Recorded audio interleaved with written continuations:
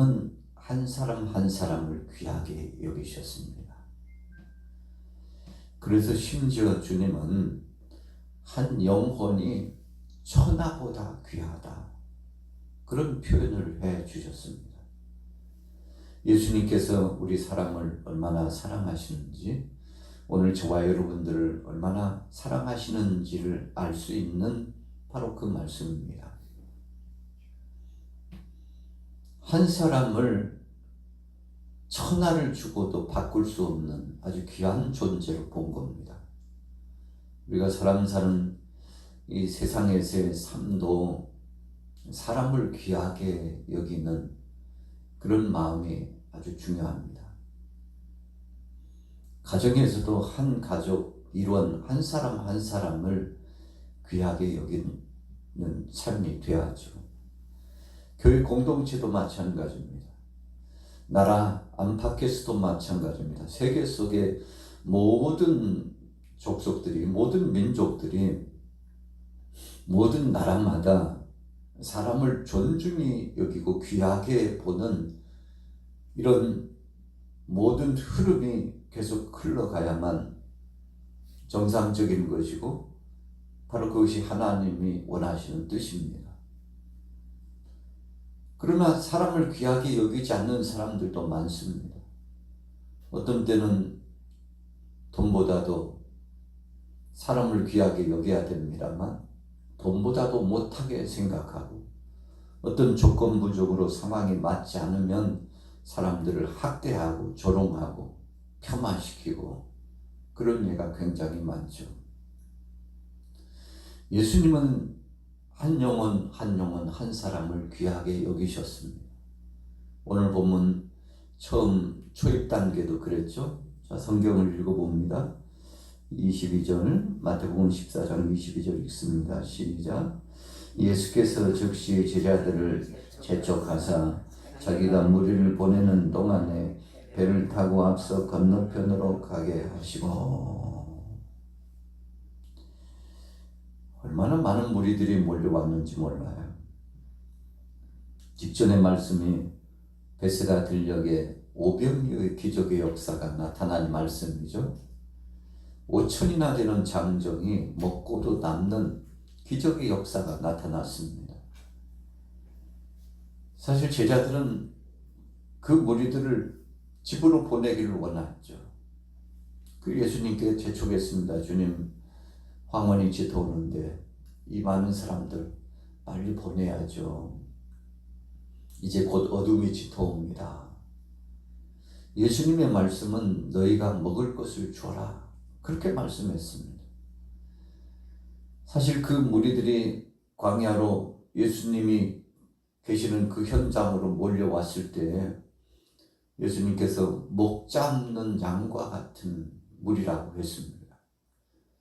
예수님께로 몰려든 그 엄청나게 많은 사람, 장정만 5천이니까 노약자를 합하면 거의 2만 가까이 되는 그 많은 사람들이 예수님 앞에 몰려왔어요.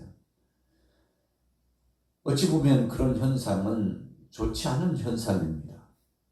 왜 예수님께 집중됐을까요? 그만큼 사람들이 외롭고 고독 속에 힘겨운 삶을 살고 있다는 것을 증명하는 것입니다. 그래서 예수님께서도 그 무리를 보시고 불쌍히 여기셨다고 했습니다. 아, 이 무리들이 목자를 잃었구나. 다른 말로 표현하면 삶이 참 살기가 피폐하고 고독스러운 시대를 만난 사람들이라는 겁니다. 예수님께서는 저들을 아주 귀하게 보시고 불쌍히 여기셨습니다. 그래서 일일이 다 상담하시고 치유하시고 그들에게 하나님의 말씀을 주시고 설교하신 이후에 한 영혼 한 영혼을 귀하게 여기시고, 그리고는 마무리 지을 즈음에 그냥 보내지 않으셨어요. 먹을 것을 같이 먹고 배부르고, 그래서 힘을 얻어서 돌아갈 수 있도록 예수님께서 사랑하시고 배려하셨습니다. 제자들의 마음과는 달랐죠. 자, 오늘 본문에도 그 모든 일이 다 이제 마쳐가는 그 시점에 예수님께서 제자들을 통해서 말씀합니다. 너희는 빨리 저 바다 건너서 건너편으로 가라고. 예수님께서 제자들을 먼저 선발대로 보내시고 그리고는 거기에 남아서 일일이 다 한 사람씩 한 사람씩 그들을 집으로 보내셨다고 했습니다. 우리가 이 말씀을 놓치기 쉬운데 오병이어의 기적, 먹고도 12바구니가 남은 이 기적의 역사가 끝나고는 이제 모든 일이 마쳤다고 생각할 수 있는데 오늘 본문 마태복음 14장 22절에 보니까 예수님께서 제자들을 먼저 보내시고 남아서 이 후처리를 마지막 마무리를 예수님께서 다 해주셨다는 거죠. 저들이 편안히 집으로 돌아갈 수 있도록 주님이 배려하시고 사랑하시는 마음을 가졌다는 것을 우리가 기억하는 거죠. 이것이 바로 인내 사상입니다. 사람을 귀하게 여기는 것. 하나님께서는 우리 사람을 귀하게 여기셨고 가장 좋은 것을 주시기를 원하셨다는 겁니다. 자, 23절로 넘어가 볼게요. 14장 23절 같이 읽습니다. 시작. 무리를 보내신 후에 기도하러 따로 산에 올라가시니라. 저물매 거기 혼자 계시더니. 자, 그 다음에 예수님께서 하신 일은 기도하러 가신 겁니다. 우리는 하루 일과를 마치고 나면 때로는 피곤해 찌들리고 지쳐서 야 빨리 쉬고 자야 되겠다. 빨리 씻고 자야 되겠다. 저녁을 먹고 오늘은 좀 일찍이 자야 되겠다. 몸이 피곤하고 좀 힘이 들 때는 컨디션 조절을 합니다. 그렇게 해서 피로를 푸는 거죠. 예수님도 인성을 지니시고 오셨기 때문에 신성 하나님이셨지만 인성을 지니고 오셨기 때문에 우리와 똑같이 다 느끼셨어요. 배가 고프면 잡수셔야 되고 슬픔이 있으면 같이 눈물을 흘리시고 기쁜 일이 있으면 즐거워하시고 그리고 사람 편에 그 당하는 고통과 서름과 압박과 끊임없는 핍박을 우리와 똑같이 다 당하신 분입니다. 예수님이라고 왜 피곤하지 않으셨겠습니까? 그분은 하나님이시니까 우리가 그런 관점에서 보면 안 됩니다. 예수님도 인성을 지니셨기 때문에 다 느끼셨어요. 십자가상에 고난당하시고 죽으실 때 보세요. 엘리 엘리 라마 사박다니 나의 하나님 나의 하나님 어찌하여 나를 버리시나이까 하면서 아버지 하나님 앞에 호소하는 기도를 올려드렸죠. 그만큼 고통스럽고 힘들었다는 겁니다. 그래서 예수님께서는 겟세마네 기도 동산에서 십자가의 이 무게감에 가까운 것을 느끼셨어요. 그래서 이 중한 무게감을 느끼면서 나의 하나님, 내 아버지여, 할 수만 있거든 이 잔을 내게서 지나가게 하옵소서. 그러나 나의 원대로 마옵시고 아버지 원대로 되기를 원하나이다. 자, 이 예수님의 이 마음, 이 심정이 어떤 것인가요? 고통의 무게감이 그대로 주님께도 다가왔다는 것입니다. 참 힘겹고 감당하기 힘들어요. 그래서 예수님께서 고통 중에 6시간을 보내시고 물과 피를 다 흘리시고 마침내 창백하게 돼가지고 군병이 빨리 마치고 집에 가고 싶어가지고 옆구리를 창으로 찔렀잖아요. 죽어야 끝나는데 옆구리를 창으로 찔러서 물과 피가 줄줄줄줄 쏟아져 나와요. 그리고 예수님께서 탈수증을 느끼시고 이제 몸에서 수분이 다 빠져나가고 피도 빠져나가고 물도 빠져나가니까 너무 갈증이 느껴가지고 내가 목마르다고 그러니까 해영에다가 쓸개탄 포도주를 찍어가지고 예수님께 이렇게 묻혀서 참 잔인한 거죠. 목마르다고 소리치는 주님께 쓰디 쓴 것을 일부러 입가에 대주는데 얼마나 고통스럽겠습니까? 주님께서는 그 모든 것을 다 당하시고 우리를 위하여 십자가상에 못 박혀 죽으셨습니다. 자, 보세요.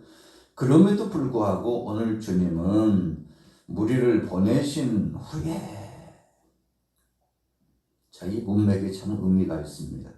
무리를 다 보내신 이후에 예수님께서 기도하러 따로 산에 올라가셨는데 저물매 거기 혼자 계셨다. 제자들 미리 먼저 보냈으니까요. 예수님 혼자 거기서 또 기도를 하셨어요. 그러니까 주님은 낮에도 사역하는데 분주하셨지만 저녁 시간에도 쉴 틈이 없을 만큼 아주 바쁘게 예수님께서는 일을 하셨습니다.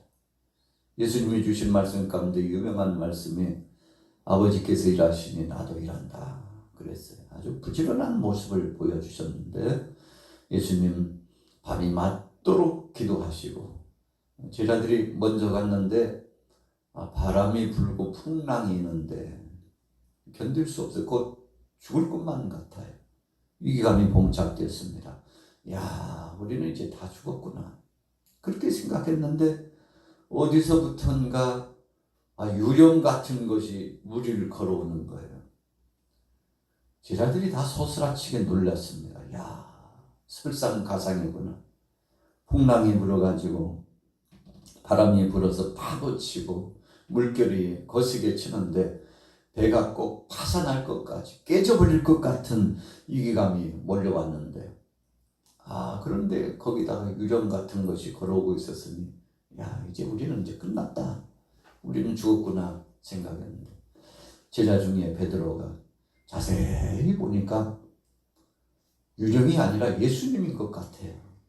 그래서 베드로가 예수님께 말씀을 건네죠. 거기 오시는 분 예수님이시면 저에게도 명하시라고. 저도 무리로 걸어갈 수 있도록. 여러분, 베드로가 그래도 믿음 있는 사람입니다.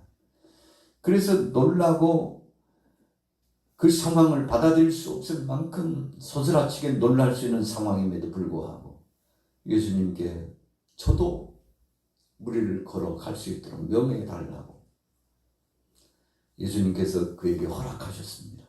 걸어오라. 그래, 이리 와라. 그랬더니 베드로가요, 주님 바라보고 무리를 걸어갔죠. 자신이 자기를 생각해도 참 신기해요. 그런데 거센 물결을 보고 두려운 마음이 훅 하고 들어왔습니다. 그때 베드로가 물속으로 빠져들어갔습니다. 빠져서 허우적거리고 이제 곧 죽을 것 같으니까 예수님께 주님 나를 구원해 달라고, 주님 나를 좀 살려달라고. 예수님께서 베드로의 손을 잡으시고 다시금 붙잡으시고 그와 함께 배로 진입하여 들어오셨죠. 여러분, 오늘 이 본문의 말씀은 참 기가 막힌 말씀입니다. 예수님께서 왜 제자들을 먼저 게네사렛 땅으로, 이 호수 건너편으로 먼저 보내셨는지 그 이유가 나오는 거죠. 사랑하는 제자들에게 예수님께서 신적인 권능이 분명히 있음을 다시 한번 체험하게 하고자 했습니다. 물론 직전에 오병이어의 기적의 역사, 베스다 들녘에서의 그 능력도 우리 사람으로서는 도무지 흉내낼 수도 없고 하나님이신 그분만 하실 수 있는 것을 체험한 거죠. 그러나 예수님은 그것 말고도 더 많은 것을 체험케 하시기 위해서 제자들을 먼저 보내셨는데 제자들은 예수님께서 무리로 걸으시는 놀라운 광경을 보고서 오늘 성경에 뭐라고 표현하고 있습니까? 자, 보세요. 31절부터 읽겠습니다. 31절 시작. 예수께서 즉시 손을 내밀어 그를 붙잡으시며 이르시되 믿음이 작은 자여 왜 의심하였느냐 하시고 배에 함께 오름에 바람이 그치는지라 배에 있는 사람들이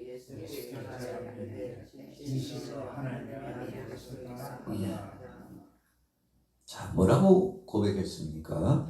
33절을 보니까 예수께 절하여, 예수께 절하여. 자, 예수님 앞에 엎드려 경배했습니다. 그리고는 진실로 하나님의 아들이십니다. 예수님, 주님의 진정 하나님의 아들입니다. 여러분, 예수님께서 하나님의 아들이심을 고백한 대목이 아주 이 본문에 리얼하게 정말 실감나게 잘 표현되어 있습니다. 예수님의 목적은 이거였습니다. 아직 예수님에 대해서 알지 못하는 그들에게 실전에서, 실생활에서 예수님이 어떤 분이신가를 체험하도록 한 겁니다. 우리가 신앙생활을 하다가 보면 참 엄청난 것들을 많이 체험하고 지금까지도 살았습니다만 또 앞으로도 그렇게 될 것인데, 귀하고 복된 능력의 역사를 체험하면 우리가 더 믿음이 이제 깊어지죠.